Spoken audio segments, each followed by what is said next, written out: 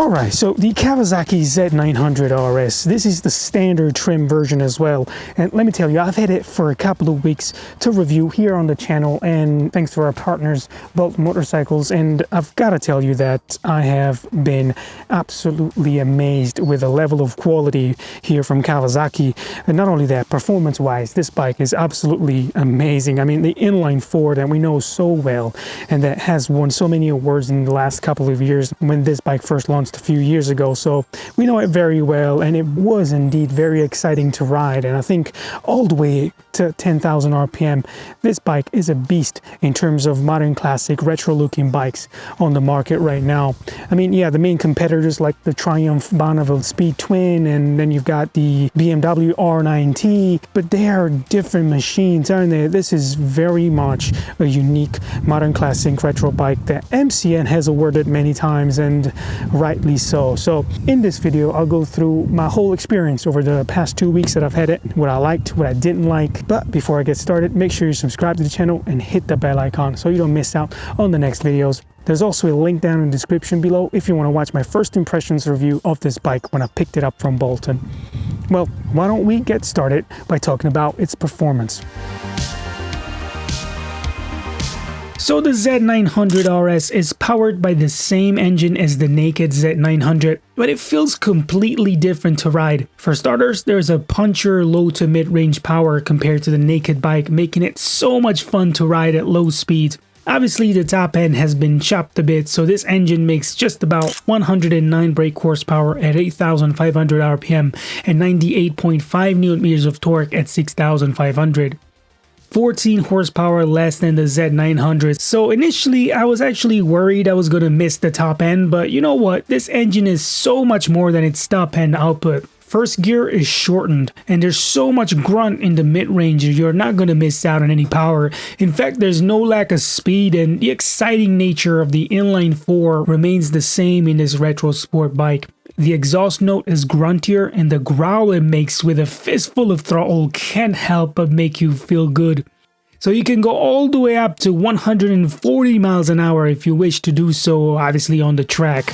You can ride the Z900RS all day with its comfortable riding position, no doubt, but what is it like riding it a little bit faster? Well, you'll be pleased to know that suspension springs are stiff, so the harder you go for the corners, the more composed and balanced the bike feels. Its only setback are the standard tires. They grip pretty well for the everyday rider, but I feel like there's a few better options out there if you like pushing your bike more in the twisties.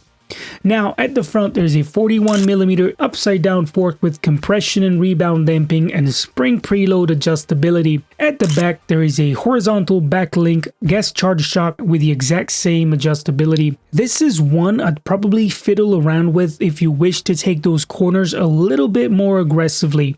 But in stock form, the bike floats over bumps, giving you a smooth and easy ride. I personally wouldn't change a thing since I clearly don't ride that aggressively anyways. Now, brake-wise, there's a dual 300mm disc setup at the front with radially mounted calipers and a single 250mm disc at the back. The result is excellent for a modern classic bike. There's a chunk of braking power when pulling on the lever, but don't expect a superbike feel, although there's more than enough stopping power for spirited riding. Now, as I said during my first impressions review of this bike, the Z900RS is one of the best all-around bikes thanks to its excellent weight distribution. On paper, it weighs 215 kilograms wet, which makes it the lightest of its category if compared to, say, the Triumph Speed Twin or the BMW R9T Pure. This is where Kawasaki has done so well in my opinion. Everything you'll look at reminds you of the original Z1. The ducktail rear end, the machined engine fins, side panel badges, cam covers, and clocks resting in the same exact angle as the original. Nostalgic touches carry on throughout the bike, and that's what I personally love about this Z900RS. Now, the bike comes with traction control, ABS, slip assist clutch, and the multifunctional display between the analog dials. And I know that for new riders, this isn't the best equipped bike on the market compared to its competition. There's no riding modes and a quick shifter that I think would have made this bike a little more appealing for some people. So if you're looking for a more spec'd up, retro-ish looking bike, perhaps have a look at the new Yamaha XSR 900. But bear in mind that's a completely different take on retros. I personally wouldn't even put it in this category. Now, the lack of riding modes mean that you get the same throttle response everywhere in the range, and it also means that there's definitely some jerkiness in the throttle at low speeds. Personally, it didn't really affect me very much, and it's something I can definitely learn to live with. Starting from 11,799 pounds, it's 1,350 pounds less than the better spec SC version that adds an Öhlins rear shock and retuned front suspension, plus other detailed touches matching the original spirit of the 1970s legend. The price is exactly the same here in the UK for a brand new Triumph Speed Twin and BMW R9T Pure.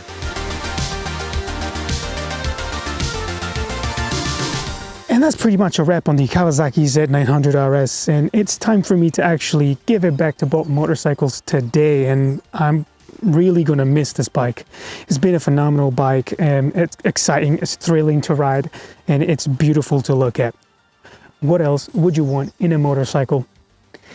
Anyways, let me know in the comments below what you think about this bike, if you own one, and what have you done to your bike to make it better in terms of performance or looks.